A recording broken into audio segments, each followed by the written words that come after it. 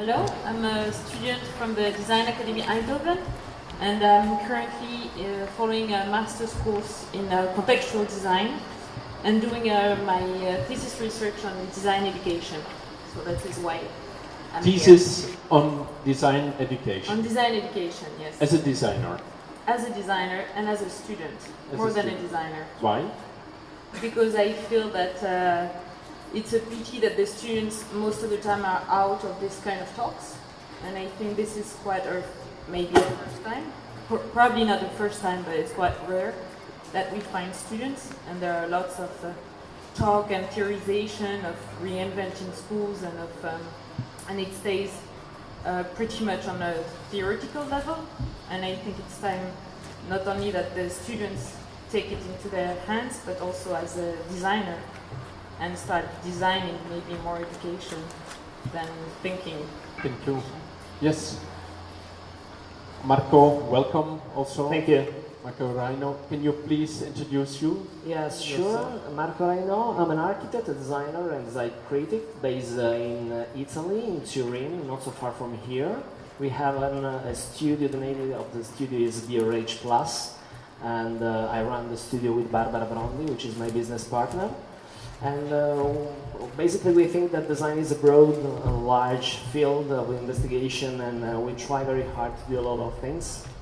Also critical things, you know, investigation, experimentation, and research about experimental design as well. And maybe you invited us because we have this program from 5 years to now, that the name is In Residence.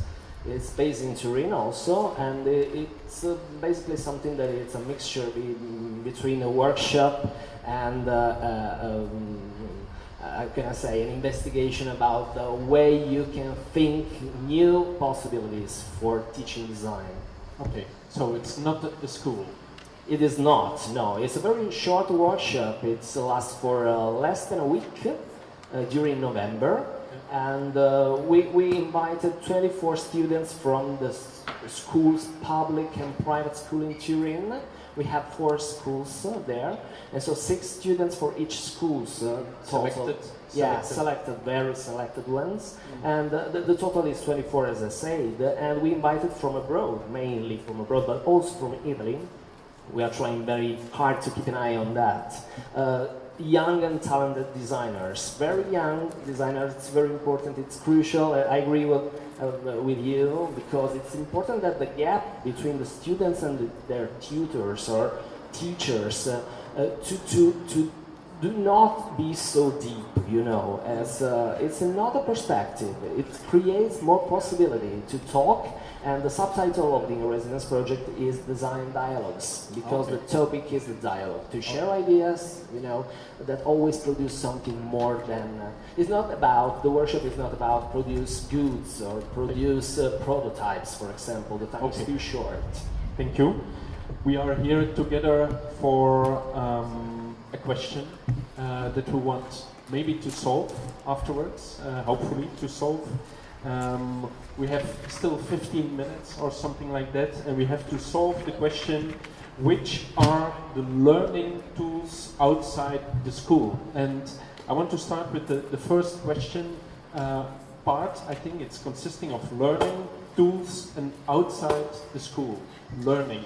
What does that mean for you as a student, Eugenie? Learning. Yes. Learning, I think, is questioning, and the idea of several realities and several answers, and it's a way of confronting also. Yeah. Confronting. So, the tools then, what are the tools? And the for tools, you? I think, are the things you use for learning, the things you use for confronting these ideas and this vision that I think a school is, which is more about an idea and a vision.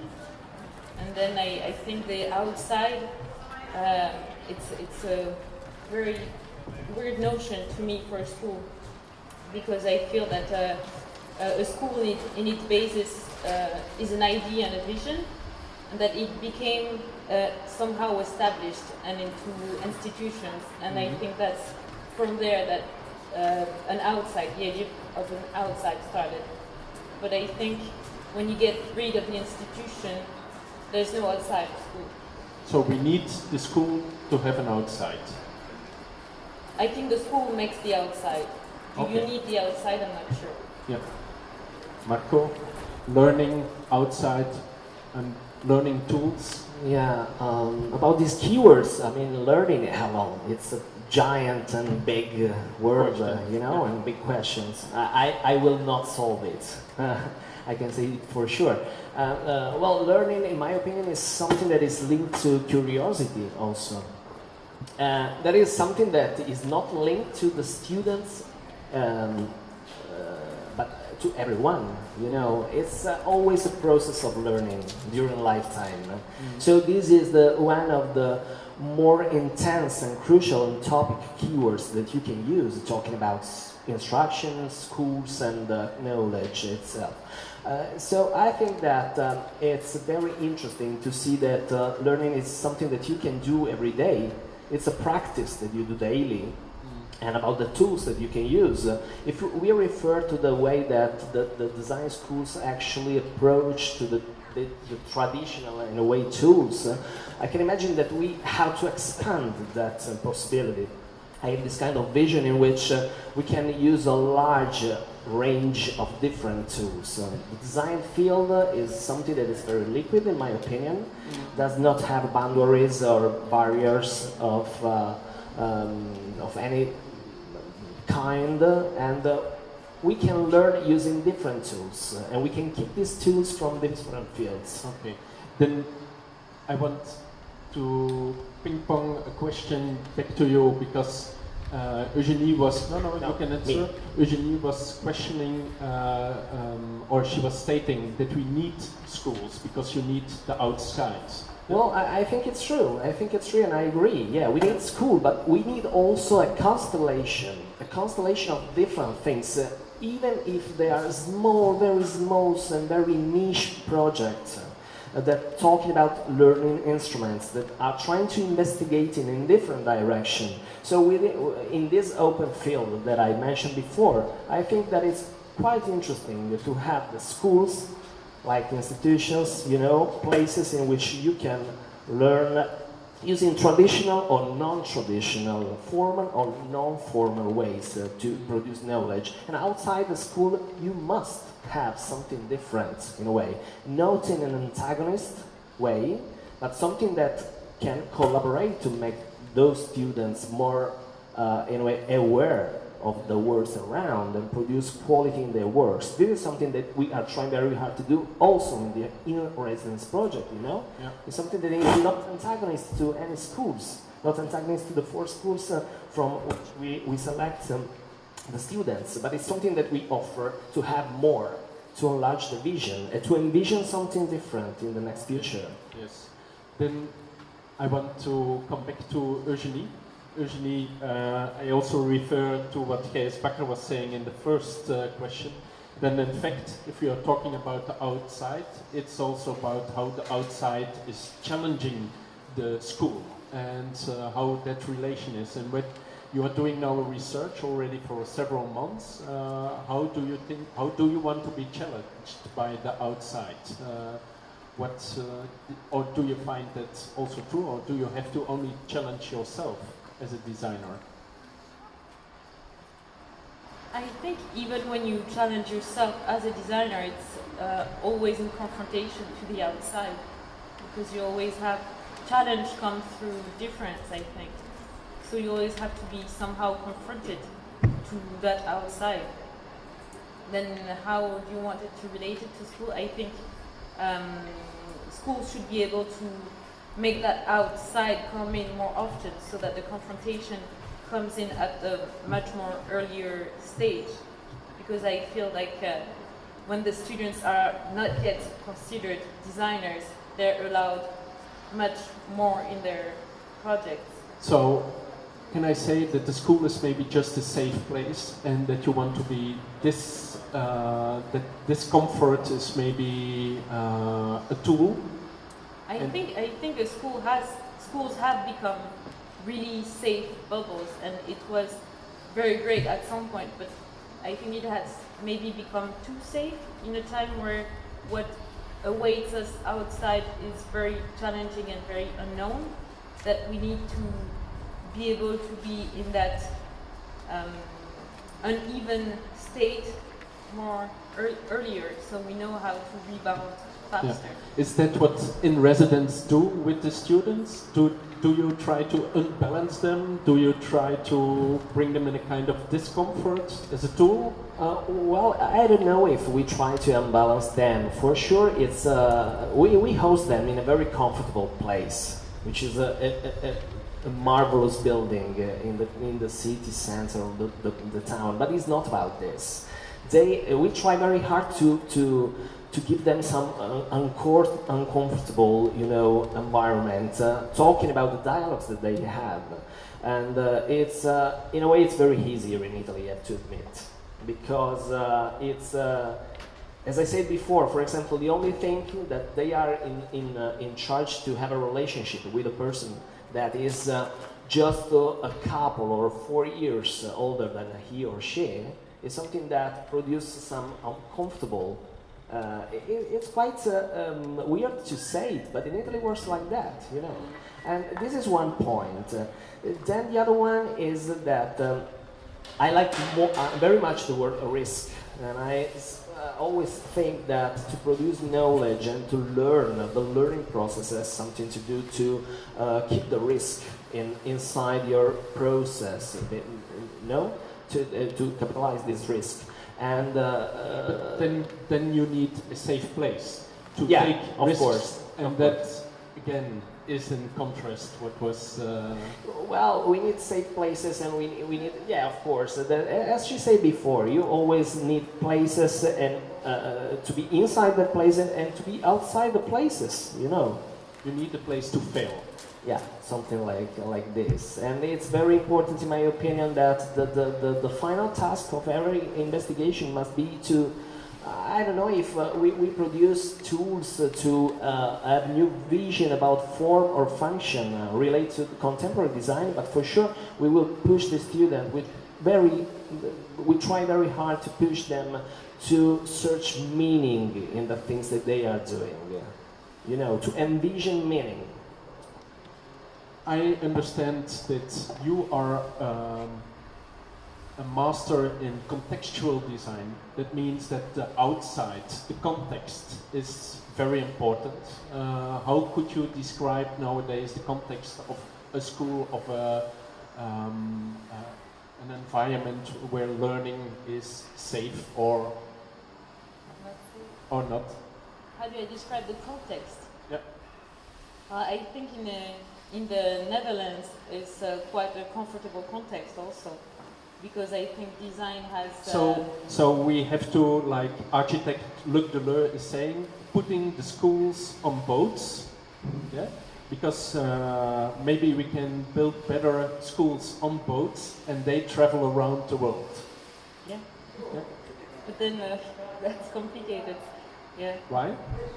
No, because what I was getting to in this idea of context is, I think in the Netherlands, design has come to have a particular place where it has become culture.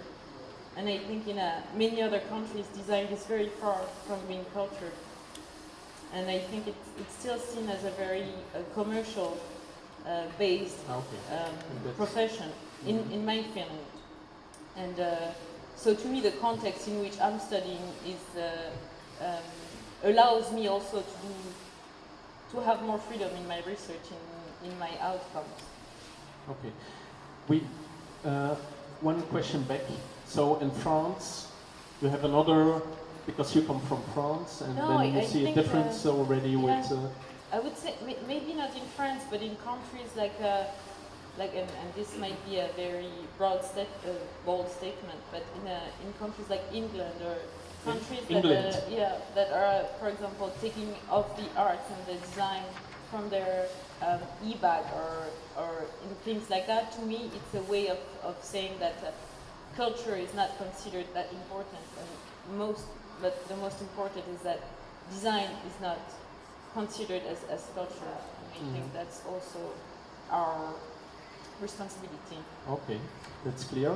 That is a nice one to maybe also for you. What is the context of the in-residence program? Is that it's more cultural approach? So how important is that for you? You're talking about the environment. Yeah. Well, it has an influence for sure. I mean, I mentioned that we have this building that we use to work all together, and we are all together all the week, you know. And so we spend like 10 or 12 hours a day having lunch together, having dinner together, not sleeping together. Luckily, maybe, but it's very intense. It's very intense, and this produces results, in my opinion. So the environment of that particular project is very important for us, you know, and for the students, because they can always be exposed to this dialogue mentioned before. To be very honest, I'm quite uncomfortable with the idea. Just to reply to what she said before, I'm comfortable with the idea that there is a place in which design has its home. It's a home. I mean, everywhere design can make his home, and everywhere. If we start from the statement that design has something to do with the quality of life, everybody needs, you know, to have a good quality of his or her life. Okay. So we can have it in Europe, as well in Africa. There is no context to produce good design. Good design is for everybody and everywhere. Okay. I see Eugenie has still kind of remark or a question or something to add. Yeah, I think there is no context to produce good design, but there is a context where it's accepted, but not as in good design. I'm talking about design as culture, more as political design, as confrontational design, where there are places that are not ready for that kind of places, for that kind of design, and I feel like in the Netherlands, it's open to that kind of design. Okay. Which I feel I'm lucky to be. We slipped a little bit away from the team, but no problem with that. But I want to ask you, as a closure question, what did you learn from Marco? I want to come to the school. And Marco? Please come and join us to the residence project. And what did you learn from Eugenie? What did you learn from the students? From the students, I learned everything from the students. I learned more from them. I mean, and it's that curiosity, maybe, always a refresh. That kind of attitude that you must have to be a good designer. I think, you know, to have sharp eye and good vision, and have this curiosity that you can really feel. What did you learn today here in Milano? Sorry? What did you learn here today? I'm just arrived. Okay. Okay. Thank you very much. Thanks.